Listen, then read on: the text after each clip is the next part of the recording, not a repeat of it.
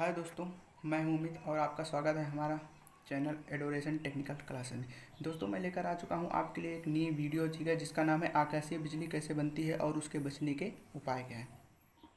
तो दोस्तों, सबसे पहले आपको बताते हैं बादल कैसे बनता है। दोस्तों, आप लोग को पता होगा, ठीक है, नदी तालाब समुद्र, जब गर्मी के दिनों में हमारा जब सूर्य की गर्मी की वजह के टेम्परेचर की वजह से इतना ज़्यादा टेम्परेचर रहता है कि ठीक है कि जो हमारा पानी रहता है वाष्प बनकर ऊपर उठता है और ऊपर बनता है, तो यही पानी हमारा जो क्या है वाष्प बन के जब ऊपर उठता है तो यही हमारा क्या बन जाता है, छोटे छोटे बर्फ़ के रूप में हो जाता है। ठीक है, और आप कभी कभी देखे होंगे, आप बर्फ़ ज़मीन पर भी गिरते हुए आप देखे होंगे। ठीक है, तो यही छोटे छोटे बर्फ़ मिलकर, ठीक है, एक बड़े बर्फ़ का निर्माण करते हैं। ठीक है, और जिन्हें हम क्या कहते हैं, बादल कहते हैं। दोस्तों, ये ऐसा क्यों होता है, क्या आपने कभी सोचा होगा ऐसा? दोस्तों, ये हमारा जो वाष्प है ऊपर जाके बर्फ़ कैसे बन जाता है। ठीक है, तो दोस्तों इसका रीज़न होता है, वो मैं आपको रीज़न बताता हूँ। दोस्तों, आपने पढ़ा होगा, ठीक है, कर्क रेखा और मध्य रेखा और मकर रेखा। ठीक है दोस्तों, आपका जो सूर्य होता है वो हमेशा मकर रेखा से कर्क रेखा तक ही जाता है और फिर टहल के वापस आ जाता है। दोस्तों, कभी आपका सूर्य जो है कर्क रेखा को पार नहीं करता है। ठीक है, और हमारा हिमालयी भाग, लद्दाख, ठीक है, जम्मू कश्मीर, उधर वाले जो एरिया हैं, ठीक है, पहाड़ी, सब हमारे कहाँ आते हैं, कर्क रेखा के उस साइड में आते हैं। ठीक है, तो वहाँ इसलिए सूर्य जो रोशनी है वो क्या पड़ती है, तिरछी पड़ती है, इसलिए वहाँ का टेम्परेचर उतना नहीं रहता है। दोस्तों, दूसरी बात ये है कि हमारा वहाँ पर जो हमारे पहाड़ी एरिया है वहाँ पे हमारी अर्थ नहीं रहती है और यहाँ पर हमारे मैदानी भाग में हमारा क्या रहता है, अर्थ। तो जब सूर्य का प्रकाश अर्थ पर पहुँचता है तो एक तो अर्थ की गर्मी और एक की तो सूर्य की गर्मी, तो यहाँ पे गर्मी क्या हो जाती है, दुगनी हो जाती है, इसलिए यहाँ का पानी वाष्प बन जाता है। लेकिन यही पानी जब वाष्प बन के ऊपर पहुँचता है तो यहाँ पहाड़ी भाग में अर्थ नहीं रहता, इसलिए नीचे से उतना टेम्परेचर मिल नहीं पाता, कि ऊपर से भी उतना नहीं मिल पाता। क्यों? क्योंकि जो यहाँ पे जो सूर्य की गर्मी है वो क्या पड़ती है, तिरछी पड़ती है। सूर्य की रोशनी जो पड़ती है हमारी क्या पड़ती है, वो तिरछी पड़ती है, इसलिए गर्मी उतनी रहती नहीं, इसलिए हमारा जो वाष्प है वो क्या हो जाता है, बर्फ़ के रूप में कन्वर्ट हो जाता है और ये बड़े बड़े होकर हमारे बादल का निर्माण कर लेते हैं। ठीक है, तो दोस्तों ये हुआ बादल का बनना। ठीक है, बादल कैसे बनता है आप लोग समझ गए होंगे। ठीक है, आगे बढ़ते हैं। दोस्तों, आपने देखा होगा बादल बनने के बाद बरसात होती है और बरसात में कभी कभी देखे होंगे चमचमाना, ठीक है, बिजली की तरह रोशनी आती है। ठीक है, जिसे हम बिजली चमकना कहते हैं। ठीक है, ये बिजली चमकती कैसे है, बनती कैसी है और गिरती कैसे है और इसके बचने के उपाय है, अब हम आगे समझते हैं। दोस्तों, पहली जो हमारी बिजली आकाश में बनती है उसे हम कहते हैं इंटरनल क्लाउड लाइटिंग। ये बिजली जो दोस्तों, जैसे हमारा ये एक हमारे बादल हो गए। ठीक है, आपको पता होगा हमारे वायुमंडल में धूल कर पूरा फैले हुए हैं। हमारा वायुमंडल पृथ्वी पे चारों तरफ से, हमारा जो पृथ्वी है वो वायुमंडल से घिरा हुआ है और इसमें धूल कण फैले हुए हैं और उस धूल कण में हमारे आवेश भी रहते हैं। तो यदि हमारे ऊपर प्लस आवेश और नीचे जो हमारे हैं निगेटिव आवेश बन जाते हैं। ठीक है, और इनके माध्यम से यदि हमारी बिजली का चमकना, इसके माध्यम से यदि हमारी बिजली चमकती है तो इन्हें हम कहते हैं इंटरनल क्लाउड लाइटिंग। ये हमें आंखों से नहीं दिखाई पड़ता है, ये अंदर घटना हो जाती है। इसके बाद हमारी दोस्तों दूसरी जो इसके प्रकार हमारी जो दूसरी है, दूसरे टाइप में है क्लाउड टू क्लाउड लाइटिंग। इसका मतलब दोस्तों ये है कि हमारे जैसे दो बादल हैं, एक ये बादल और एक ये बादल। ठीक है, plus charge minus charge, plus charge minus charge, ऊपर हमारा प्लस चार्ज होता है बादल के और नीचे माइनस चार्ज। ये दोनों के टकराने पर, ठीक है, जो हमारी बिजली चमकती है, ठीक है, वो हमें दिखाई पड़ती है, उसे हम कहते हैं क्लाउड टू क्लाउड टाउन। यानी बादलों को आपस में टकराने से जो बिजली दिखाई पड़ती है उसे हम कहते हैं क्लाउड टू क्लाउड लाइटिंग। दोस्तों, ये जो बिजली होती है ये हमें दिखाई तो पड़ती है, लेकिन इससे हमें मानव जीवन के लिए बहुत ज़्यादा नुकसान नहीं होता है। इसके बाद दोस्तों हमारा जो आखिरी है वो है क्लाउड टू इसके बाद दोस्तों जो हमारा आखिरी है वो है cloud to earth lightning. Cloud to earth lightning दोस्तों यही सबसे ज़्यादा खतरनाक होता है, यही हमारी पृथ्वी पर गिरती है। ये दोस्तों इसलिए होता है, जैसे ये हमारा बादल हो गया, ये ऊपर प्लस चार्ज है और नीचे माइनस चार्ज। इस यदि प्लस चार्ज को कहीं पृथ्वी पर नीचे कंडक्टर के रूप में यदि निगेटिव चार्ज मिल गया तो ये सीधा अपनी सर्किट पूरी करेगा और बहुत धड़ाके से पृथ्वी पर आकर गिरेगा। इस माइनस चार्ज को यदि कहीं नीचे प्लस चार्ज मिल गया कंडक्टर के रूप में तो ये सीधा जो है बिजली नीचे पृथ्वी पर गिरेगी और वही बिजली हमें आंखों से दिखाई पड़ती है। दोस्तों, कभी भी ध्यान रखिएगा, बिजली आपको गिरती हुई कभी नहीं दिखाई पड़ती है। बिजली हमेशा गिर के जब वापस उसको, चूंकि हमारा वायुमंडल फैला हुआ है, वायुमंडल में धूल कण है, तो जैसे जैसे माध्यम मिलता जाता है कंडक्टर के रूप में, धूल कण आवेश मिलते जाते हैं, वैसे वैसे हमारी बिजली कहाँ पृथ्वी पर गिरती है और गिरती हुई जब बिजली वापस जाने लगती है, ठीक है, तो वो बिजली वापसी जाते हुए हमें आंखों से दिखाई देती है। कभी बिजली गिरती हुई नहीं दिखाई देती है, इसलिए आप मूर्खपूर्ण बात कभी मत कहिएगा कि बिजली गिरती हुई दिखाई दी। बिजली हमेशा वापस जाते हुए दिखाई पड़ती है। दोस्तों, इस बिजली का जो तापमान होता है लगभग 3000 डिग्री सेल्सियस होता है।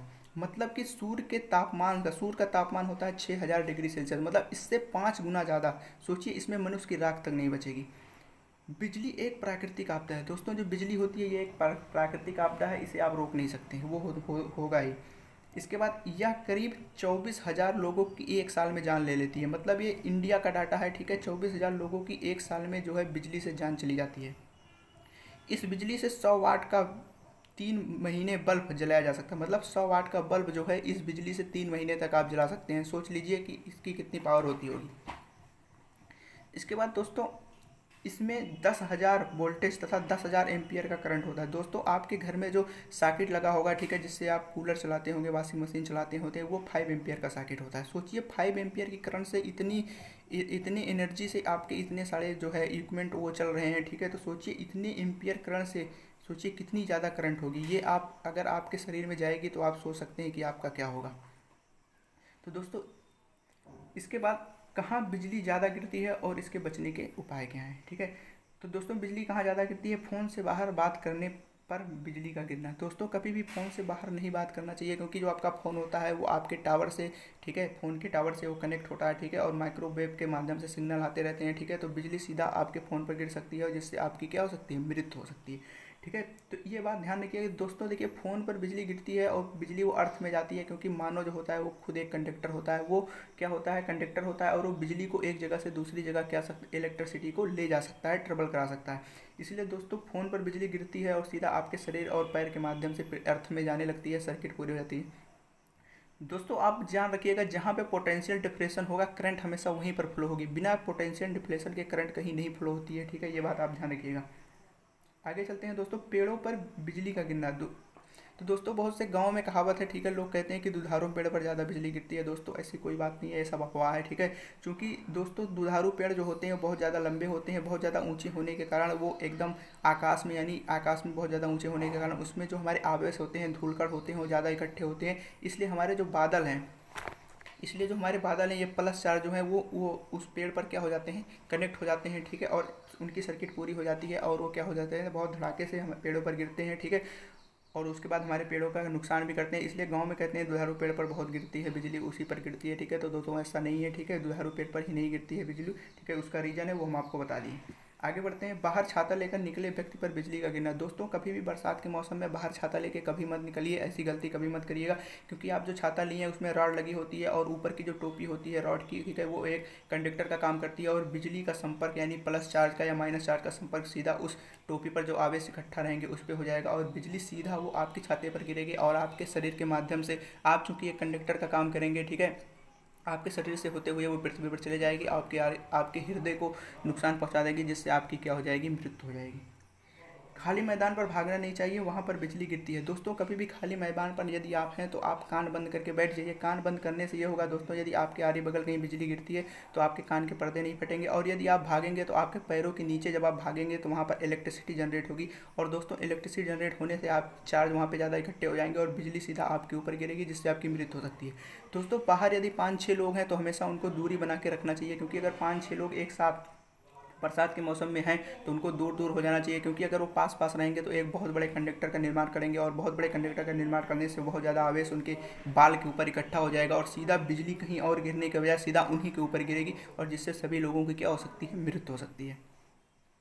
दोस्तों बहुत लोगों का कहना है कि यदि कोई व्यक्ति है उसके ऊपर बिजली गिर गई तो सीधा एकदम सीधे उसी के सर पे गिरती है। दोस्तों ज़रूरी नहीं है बिजली सर के ऊपर एकदम एग्जैक्ट सर के ऊपर गिरे, वो आरी बगल यानी कि बगल में भी गिर सकती है, उससे भी व्यक्ति की चपेट में आने से मृत्यु हो सकती है। अगला दोस्तों, बरसात के दिन में रेलिंग नहीं पकड़ना चाहिए। दोस्तों बहुत से लोग होते हैं बरसात के दिनों में रेलिंग पकड़ के बरसात का मौसम का आनंद लेते हैं और देखते हैं, ठीक है, और बहुत से लोगों की ऐसे मृत्यु भी हो जाती है। दोस्तों जो आप रेलिंग पकड़े हैं, ठीक है, वो एल्युमिनियम का या आयरन का या आपके कापर का होगा, ठीक है, वो एक कंडक्टर का काम कर रहा है, ठीक है, और उस पर जो है हमारे वायुमंडल से वो वायुमंडल में है, इसलिए उस पर चार्ज भी कुछ ना कुछ होंगे और हमारी बिजली को सर्किट पूरा करने के लिए चार्ज ही चाहिए, और उस चार्ज पर जैसे उस पर चार्ज इकट्ठा होगा और हमारी आकाशीय बिजली से जैसे ही संपर्क होगा सीधा बिजली हमारे उस आपके जो रेलिंग है, ठीक है, या आपके जो घर के यानी कि जो आपके छत की रेलिंग है, ठीक है, या जो छज्जे की रेलिंग है, ठीक है, उस पर सीधा बिजली आके गिरेगी और आप उसको पकड़े हैं तो आपके माध्यम से, हाथ के माध्यम से, चूंकि आप एक कंडक्टर का काम करेंगे, शरीर के माध्यम से बिजली कहाँ होगी? अर्थ होगी और आपकी क्या हो जाएगी? मृत्यु हो जाएगी। इसलिए ऐसी गलती कभी मत करिए।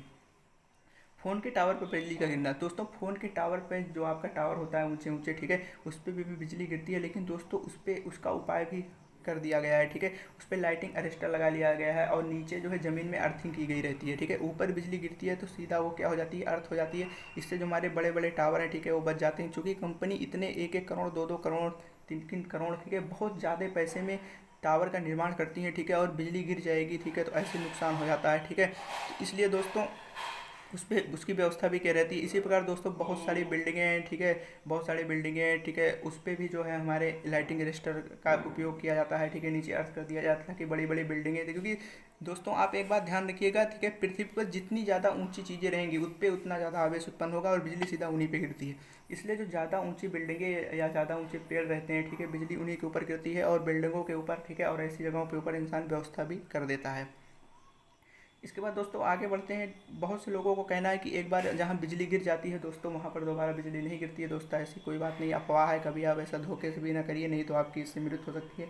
दोस्तों आपको जानने के लिए, अमेरिका के स्टैचू ऑफ लिबर्टी के पास बहुत बार बिजली गिरी है, ठीक है दोस्तों, बहुत बार बिजली गिरी है। रईस सुलेमान नामक व्यक्ति के पास 7 बार बिजली गिरा था और ये बच गया था। मतलब दोस्तों उसके पास 7 बार बिजली गिरी थी और वो बच गया था। दोस्तों ऐसा नहीं है बिजली जान ही लेती है, कभी कभी जो है वरदान का भी काम करती है, लेकिन ये ना के बराबर है। एक बार एक व्यक्ति के पास जो कि पोलियो हो गया था, उसको उसके दिमाग में डैमेज था कुछ, ठीक है, एक बार उसके पास बिजली गिरी और वो बगल में, और वो बेहोश हो गया, और उसका जब बेहोश से उठा अस्पताल में, ठीक है, तो उसका जो दिमाग था वो सही हो गया था। तो ये वरदान का काम किया दोस्तों, लेकिन ये ना के बराबर है, ठीक है। इसी प्रकार दोस्तों आइए, आपने कभी सोचा है यदि आपके हवाई जहाज़, ठीक है, क्या होता है ये हवाई जहाज़, ठीक है, क्या आपने दोस्तों कभी नहीं सोचा है यदि आपके हवाई जहाज़ के ऊपर बिजली गिर जाए तो क्या होगा, ठीक है। तो दोस्तों जो हवाई जहाज़ का जो शेप होता है, ठीक है, वो कुछ गोल है, इसका आकार होता है। और दोस्तों मैं आपको जानकारी के लिए बता दूं, यदि यहाँ पे आप करंट फ्लो करवाएंगे किसी इस तरह की राड में, यदि आप करंट फ्लो करवाते हैं तो आपके जो करंट है दोस्तों, जो इलेक्ट्रिसिटी होती है वो आप इस सतह से होकर इलेक्ट्रिसिटी ज़्यादा, यानी कि 80% इलेक्ट्रिसिटी कहाँ से होकर ट्रेवल करेगी, इस सतह से होकर ट्रेवल करती है, ठीक है। और क्या होता है इस तरह से, ठीक है। इसीलिए दोस्तों जब या हमारी एरोप्लेन जो होती है वो इस आकार की होती है। एरोप्लेन पे यदि मान लीजिए अगर हमारी बिजली गिर गई, एरोप्लेन पे जैसे ही बिजली गिरेगी, चूँकि हमारा एरोप्लेन इस आकार का है, ठीक है, तो बिजली जो है, इलेक्ट्रिसिटी जो है ऐसे चारों तरफ क्या हो जाएगी, फैल जाएगी, और हमारे वायुमंडल में धूलकण है, ठीक है, और उस समय हमारी धूलकण से होते हुए उसको माध्यम मिलता जाएगा और हमारी बिजली कहाँ पे पहुँच जाएगी, पृथ्वी पे पहुँच जाएगी, ठीक है। इसलिए हमारा जो एरोप्लेन है वो दुर्घटनाग्रस्त होने से हमारा क्या हो जाएगा, बच जाएगा। तो वो दोस्तों बहुत से लोग ये भी दिमाग लगाते हैं कि एरोप्लेन पे गिर जाए तो क्या होगा, तो मैंने बता दिया एरोप्लेन पे बिजली गिरेगी तो क्या होगा, ठीक है। तो दोस्तों आज आप लोग समझ गए होंगे, ठीक है, बिजली बनती कैसे है, बादल कैसे बनते हैं, बिजली कैसे बनती है, कैसे गिरती है और इसके बचने के उपाय क्या हैं। तो दोस्तों हमारी समझ में आपको लाइफ में अब दोबारा समझने की ज़रूरत नहीं है, और यदि कोई पूछता है तो आप उसको बहुत अच्छी तरह से संतुष्ट भी कर सकते हैं, क्योंकि मैंने बहुत मेहनत से आप लोगों को अच्छे से समझा दिया। तो यदि दोस्तों आपको वीडियो अच्छा लगता है तो वीडियो को लाइक करिए, ठीक है, और चैनल को सब्सक्राइब करके बेल आइकन दबा के ऑल नोटिफिकेशन ऑन करिए, ताकि हमारा जैसे ही अगला वीडियो आता है वो सबसे पहले आपकी स्क्रीन पर पहुँचे।